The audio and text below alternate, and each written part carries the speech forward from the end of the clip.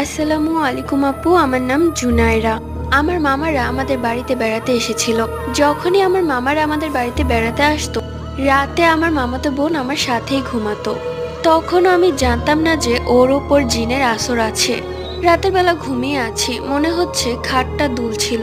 আমি ঘুম চোখে তাকিয়ে দেখি আমার মামাতো বোন বসে মাথাটা কেমন দুলাচ্ছে, মনে হচ্ছে অদৃশ্য কাউকে পূজা করছে। এটা দেখে আমি ওকে এক ধাক্কা দিয়ে বলি, কিরে কি করছিস এত রাতে? তখনই ও আমার দিকে ঘুরে তাকায়। দেখলাম ওর চোখে কোনো মনি নেই। আমি ওর ধ্যান ভঙ্গ করার কারণে ও আমার ওপর খুবই ক্ষিপ্ত হয়ে আছে এবং এত জোরে আমার গালে এক থাপ্পড় মারে যে আমার আর কোনো কিছু মনে নেই। মনে হচ্ছিল আমার পুরো পৃথিবীটা ঘুরছে।